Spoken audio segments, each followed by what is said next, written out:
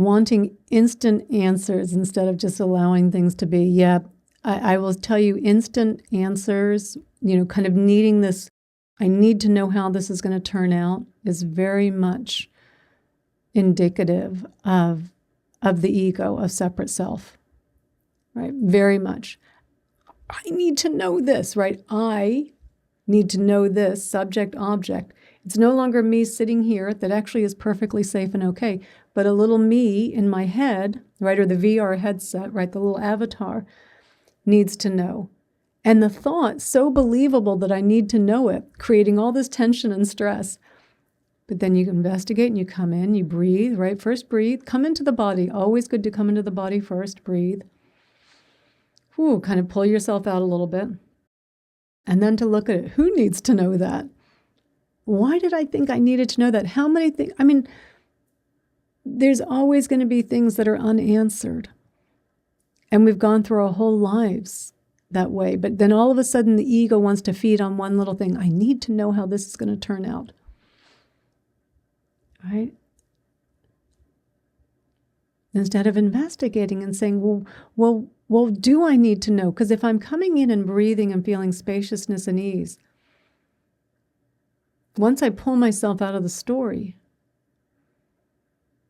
and then again, I feel that okay, that sense of all right, being all right, where was the me that needed to know? Where did it go? Where did it go? It's not here because it's an illusion, a thought-created illusion, a compelling illusion that we have lived with our whole lives. But once you've pulled yourself, you can't be thinking, while you're thinking, I need to have an answer to this, there's a belief in a little separate me. But the moment you come in and breathe, and you're in your body, it doesn't exist because it only exists in the thought. Without the thought, it doesn't exist. This is what we're trying to see. Without the thought, it doesn't exist. But then we just jump right back up in the thought and go, oh, there it is. There it is. So look, where did it go? Where did it go? A minute ago, I was petrified of something that I felt I needed to have an answer. I needed to know this was resolved. And then I come in and I breathed and I felt the discomfort, because for sure it was coming with some discomfort, some contraction, some tightening. And I breathed and I told myself it's okay to feel this and I can welcome the feelings and I can be here with it. Right? And then I can say, well, where is that me that needed to know? It's like the pulling back the curtain on the Wizard of Oz. Oh, but in this case, it's not just this great man, to this little man. There's no one.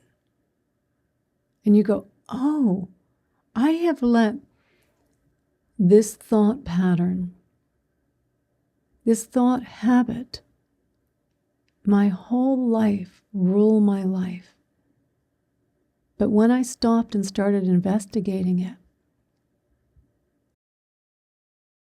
looking to see if what it was pointing to was true, will I be happy if I get over there? Why can't I be happy now? Was I happy in the past when I got these things? Or just, where is the little me that I think is going to be happy?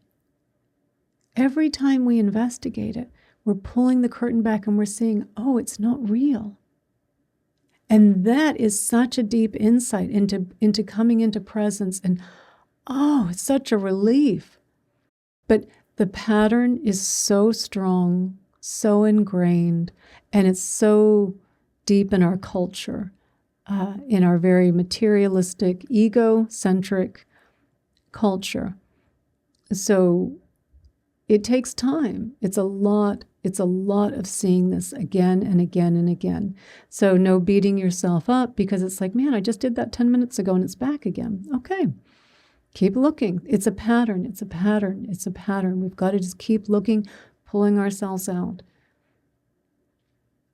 Every time you do that, you're trusting this more, the present moment, more than you're trusting your thoughts. Every single time. And it may feel like it's just, like you can imagine like a big bucket, like one of those 5-gallon Home Depot buckets.